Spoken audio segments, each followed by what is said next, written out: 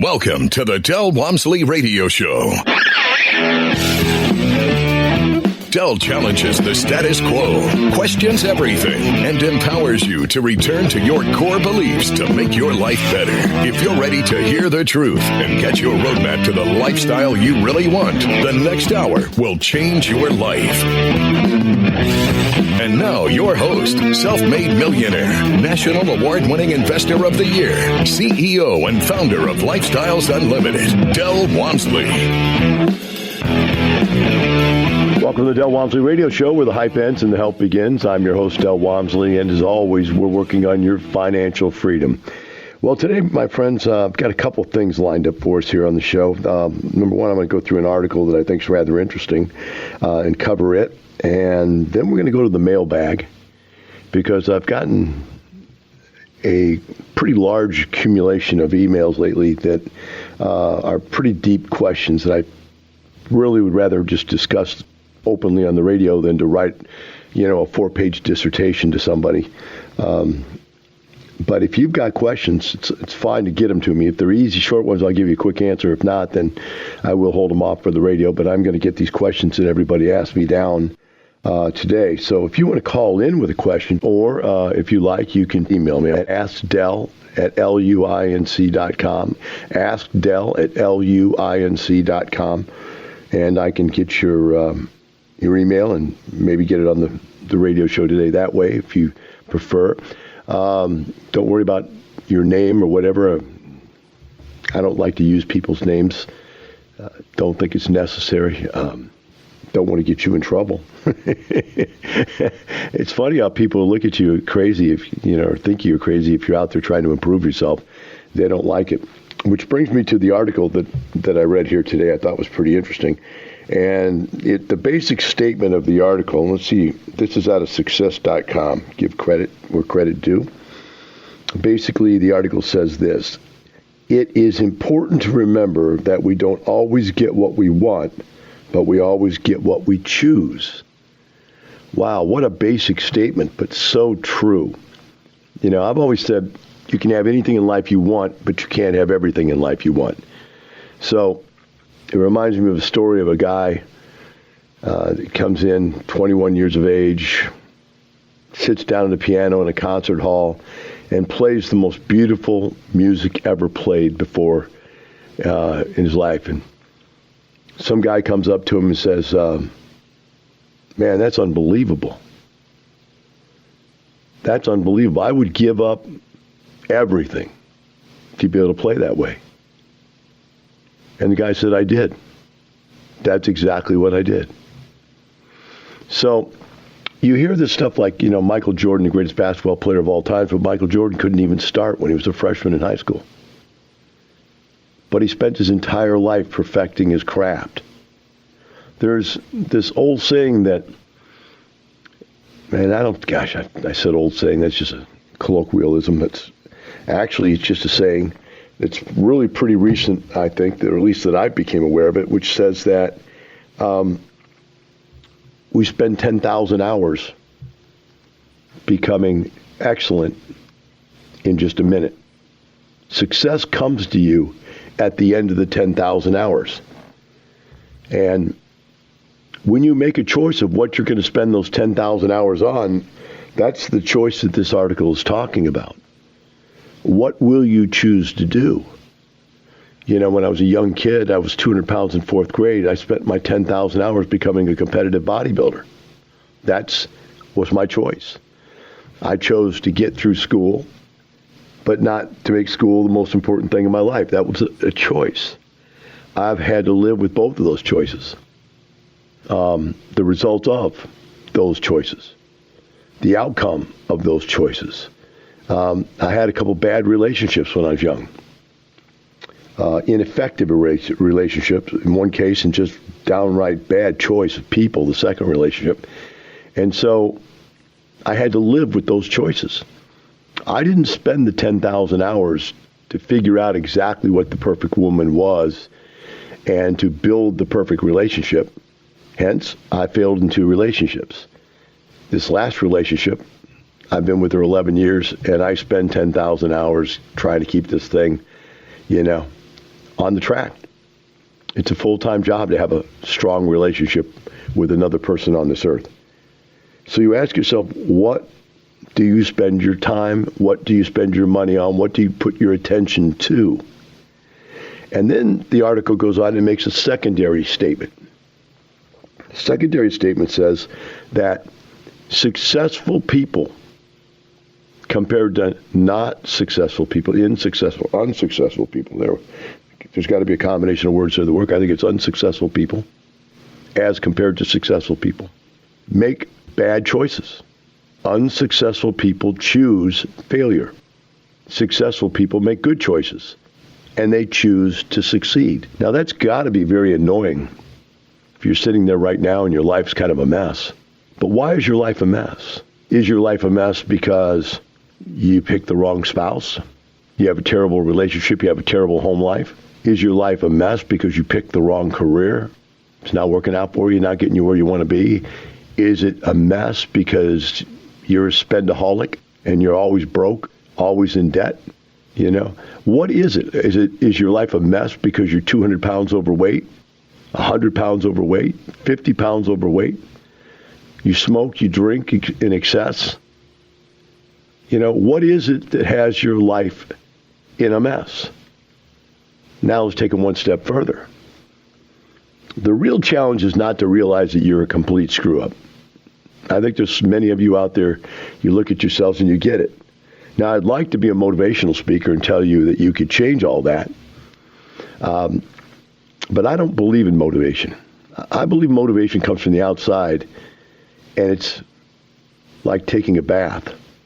It does some good, but it doesn't last. I think instead what you need is inspiration. You need to be able to look at somebody that has a different life than you do and go, wow, that's where I would like to be. That person inspires me to do more, to be more, to have more, to give more. That's the way I see it. And so if you're a complete failure, and I don't like that, even that term, as I sit here and think about that, nobody's a complete failure. You might be a really nice person, financially broke, fat, overweight, smoking, drinking fool, and you might be a nice person. You've succeeded in letting the world walk all over you and drop, you know what, bombs on your head. But man, you're so nice about it. So there's a choice. My choice is to be so compliant with the world that I don't rub anybody wrong. How many of you out there are that way? You're so compliant. I was never compliant. As a kid, I was always the problematic kid in the schoolroom. And if I liked the topic, I was the smartest guy in the room because I studied more than anybody else. If I didn't like the topic, I was probably the worst kid in the room because I just didn't care. And I wasn't compliant. I just didn't care. I didn't see having a piece of paper called a college degree as being anything of value at all when it came to getting rich. And to me, that's why you go to school, is to get the knowledge base necessary to be successful financially. I mean, you don't have to go to school to learn how to fall in love, right? You don't have to go to school, and nor will they teach you how to be physically fit and healthy. They don't teach that there. School doesn't teach you how to become wealthy, financially successful. All it teaches you is how to get a job and live in a cubicle, to act the way the people that have power over you want you to act, and be compliant. School is about compliance. And if you learn to be a well-compliant person, then you too can have a job and own your own cubicle. If you want to be self-employed, just own your own cubicle, but still compliant, still working, still struggling, and not becoming successful. We're discussing an article today that basically states that you are your choices in life, and it talks about some important choices that the author believes that would improve your life. And the first one here is, I'm willing to give up financial security today for potential tomorrow. You know, I don't see that it's logical. I understand what they're saying. Okay, I'll give up this job that's, the bird in hand to go get the two in the bush kind of thing.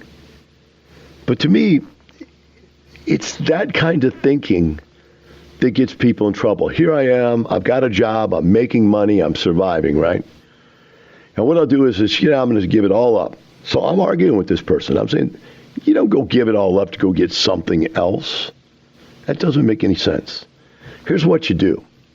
While you're there with a nice, secure job, keep working, save some money, reduce your cost of living, and invest it wisely and grow your passive income. You never risk losing or not having a job, and if you do, that's going to happen. You can't control that. But don't cut off your nose to spite your face. It doesn't make any sense. And what's worse than that is that I see people who make these decisions late in life that are just ridiculously bad decisions.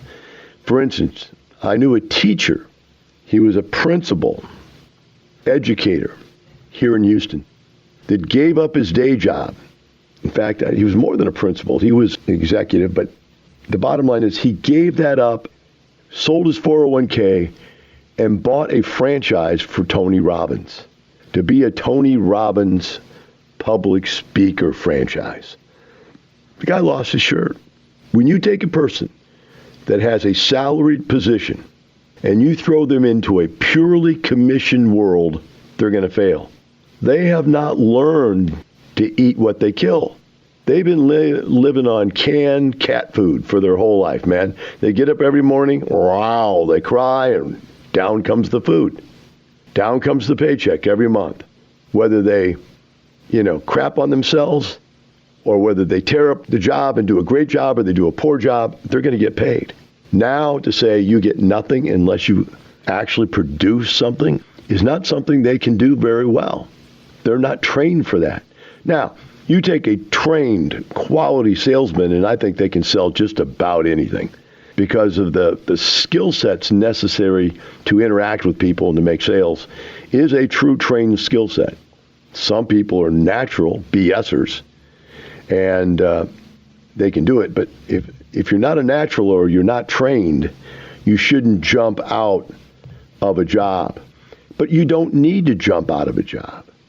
You can build your passive streams of income on a slow, step-by-step basis. And it doesn't even have to be slow if you've already got money. I just said slow as in you don't have to give up a safe, secure job to go do real estate. Real estate is done without doing it. It doesn't take a lot of time. And if your real estate is taking a lot of time, you're not doing it right. Bottom line.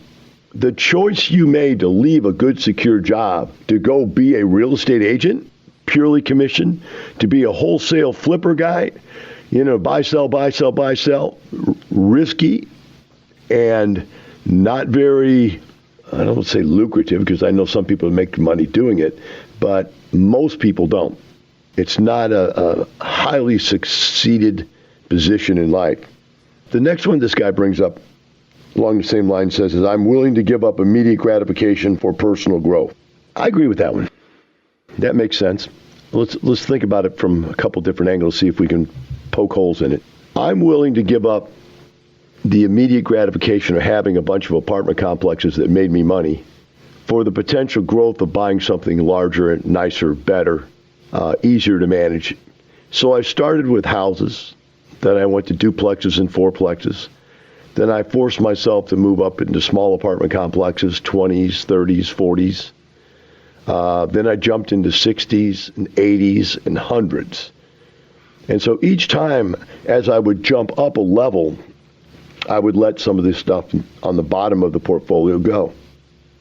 And I always told myself, for me to be willing to take and let something go and buy something else, for it to be worth doing something different, taking that new risk, there had to either be a much larger financial opportunity in front of me. In other words, I would buy something I could make $5,000 a month with if that were more than I had something else only earning me $500 or $1,000 a month. I'd be willing to give up the $500 or $1,000 to go make $5,000.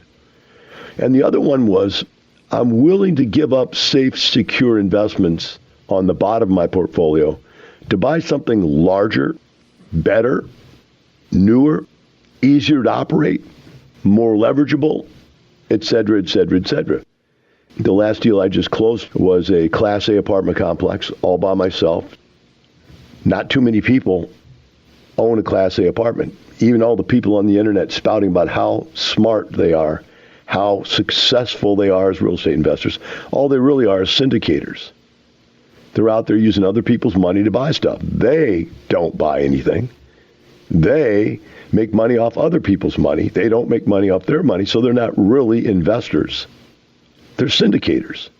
They're making money as fees off of other people's money. Now, there's nothing wrong with that. Don't get me wrong. We have syndicators in our group. That's not the point. The point is, would you be willing to give up something, simply something that gives you gratification today, for personal growth? And the answer is, I think so. But I'm not willing to give up financial security, which was the first one they stated. I'm not willing to give up financial security. Rule number 1 in my book is don't lose money. Rule number 2 is there's got to be enough cash flow to survive. And rule number 3 is you can't get rich slow. So rule 1 would say, no, I can't give up financial security for today's potential, for tomorrow's potential. Number 2, though, I am willing to grow and grow my cash flow. But rule number 3 is I've got to find something that makes a gigantic bang, because you can't get rich slow. When we come back, we'll talk more about those, finish up this article, and then open up the mailbag. Now more intel to build a better lifestyle from Del Walmsley. People come in here and I constantly have to ward off my staff from doing this, where someone wants to do more work. And I tell them constantly, no, you can't do more work. There is no more work to do. If we need to do more work, we need more people. We don't need you doing more work, because that's not sustainable. Like, I've had this company for 25 years, and of course over 25 years people come and people go, but they can't come and go at a fast pace. You can't sustain that, because if your staff's coming and going, it's blowing you out. Well, the same thing's true about consulting. They're going to have to probably figure out 1 or 2 other things they can delegate within their own businesses to carve out a couple hours a day to consult people. The thing like where they might have reconciled their own bank book, they can't do that anymore. Somebody else has got to do that, if that's what it is. I mean, it could be anything. There's so many rituals that business people put themselves through that are really unnecessary. We'll be right back with your questions and the rest of this article on the Del Walmsley Radio Show.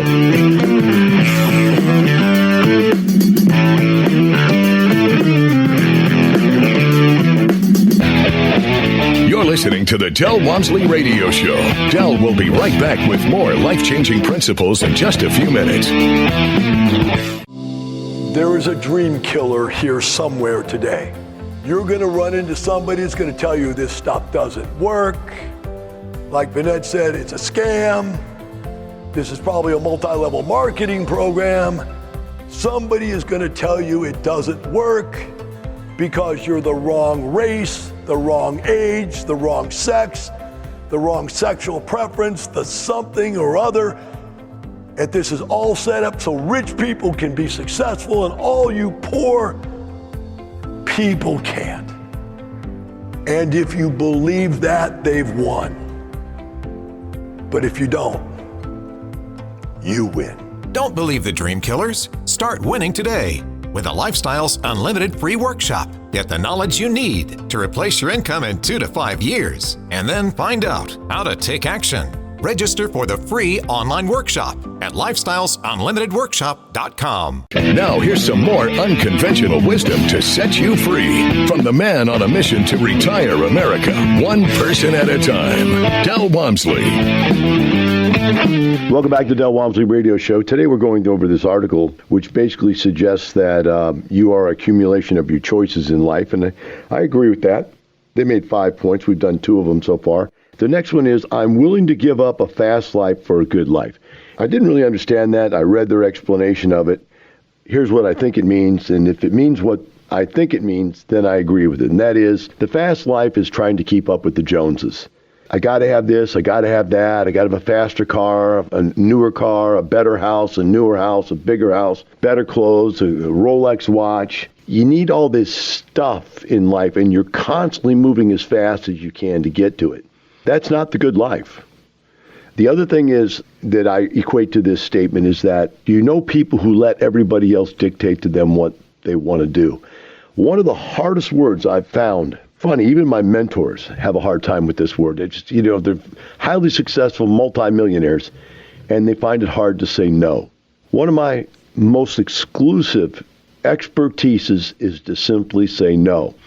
And there's no need for an explanation. No, I'm not going to do that. No, I don't want to do that. No, I don't want to meet you there. I don't want to do this with you. I don't want to do that with you. No. What does that do for me? Being able to say, no, I don't need a new car. No, you can't sell me stuff I don't need. No, you can't tell me what to do and where to go, allows me to live a good life. I live a comfortable life where I can do what I want, when I want, with whomever I want. And, of course, you have to have financial freedom to be able to do that. There's no doubt about that. But even if you have financial freedom, some people still just get run around and run through the ringer over and over and over again because they're not willing to give up the fast life of trying to make everybody in the world happy to impress other people as opposed to just making themselves happy. Number 4, I'm willing to give up security for significance, and never is that true. I will never give up security for significance. Now, I crave significance. I think it's very important in life, once you have created security, to become significant. But I wouldn't give up security for significance. Maslow had a hierarchical pyramid concept that the first thing you worry about, is air. And if you don't have any air, nothing else matters. And then after that, it's water. And if you don't have any water, nothing else matters. And then it's food. So it's food and water. And then it's food, water, and shelter, right? Security. Then after that, it's food, water, shelter, and a mate, a family, a group of people, to belong to something. And then the next level is to step outside of that group and have significance above and beyond the group. That's the highest pinnacle of success in life, is to have contributed in some way in this world that you are a significant part of the world. But man, don't go out there and starve yourself to be significant. The old adage, the starving artist, is a lie. You don't have to be a starving artist to be an artist. You just have to decide to be an artist, and you have to work around getting there. I don't agree with that one. Rule 1, never lose money. Number 5, I'm willing to give up addition for multiplication. And I do agree with this concept that he brings up here, and that is, when you first start out in life, you are trying to do something to be worth something. And you spend your time earning money. So do, earn. You try to do more to earn more. You try to do better to earn more. But at some point in life, you're going to realize that as long as you're doing it, there's never enough time, and you're never going to be good enough to make enough money. I don't care what it is, even if it's something like being a musician. You can't be a musician without a studio, without a band, without people to move your stuff. I mean, you just put your stuff, you put your guitar in a box and go stand down in the corner and play. You're not going anywhere, no matter how good you are. Somebody has to promote you. Somebody has to arrange for this stuff to happen. Well, the same thing is true in business. You're going to go out there and take care of your rent houses by yourself, then you're going to have a limited amount of rent houses. I have staff. I started by myself. Very quickly, when I got up to like 40 houses, realized I need a full-time maintenance guy. And so I hired a full-time maintenance guy for my houses. Then when I had over 100 houses, I had a full-time maintenance guy and a truck for him to drive because I needed him to be on call, and I needed tools and equipment to be with him everywhere he went. So you see very quickly, when you move through this, like when I went to apartments, I had a manager and a maintenance man. Then I had a manager, a maintenance man, and an assistant maintenance man, a porter, a maid, landscape crews, pool companies, et cetera, et cetera, et cetera. Just taking care of my personal residence. I have like 6 or 7 different companies that I have to deal with just to maintain all the stuff. You say, well, get rid of the house. Exactly. I couldn't have this house if it was all about me. I have to get rid of one, give up addition to create and obtain multiplication. I want to multiply my efforts, multiply my knowledge, multiply my credit, multiply my cash and investments so that they grow. So they grow much larger and much faster than I can ever produce by myself. So I think it's a pretty interesting little article. I think there's something to be learned there. Now I'm going to go to the mailbag here and go through some of these, if we can get through them in this segment and the last segment, because some of these are pretty good. It says, hi, Del, my name is X. I just started listening to broadcasts as recommended by a friend. A little about myself. I currently have a mortgage, a long Medicare, which this guy's a poor writer, house insurance, et cetera, et cetera. So expenses run around $4,000 a month. After listening to your radio show, I was intrigued with the subject matter regarding passive income. I currently have about $30,000 cash sitting idle. I don't see paying off my mortgage as a good idea. Hey, it absolutely is not. Thank you for being that smart enough to realize that. Any ideas how to obtain a property with a mortgage already at hand? Living in the Bay Area makes that almost impossible. Okay, couple things in this question here.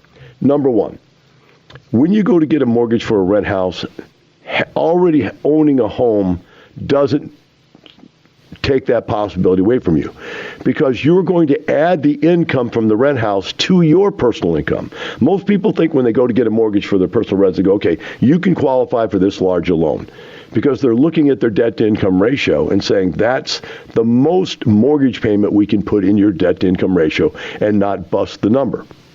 But when you go buy investment properties, the income is there along with the payment. So the income covers the payment plus positive cash flow to you. So it doesn't hurt your income situation. It improves your income situation unless you do it wrong. How many people that don't take lifestyles programs do it wrong? Probably 90% of you out there that haven't taken a course as good as the one that we offer, and that's no brag, that's just a fact.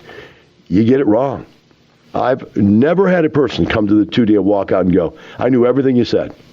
I've had people come out and go, I've done this for many, many years, and you confirmed a lot of my beliefs, but man, I also picked up quite a few things I'm going to take back and add to my practices or change my practices. But if you do it wrong, you're going to miss benefits. Secondly, we have members in the Bay Area. We have hundreds of members in California, if not thousands. And they're buying real estate all the time. Not that much in California, but in Phoenix or in Arizona, Texas, and all other states of the union.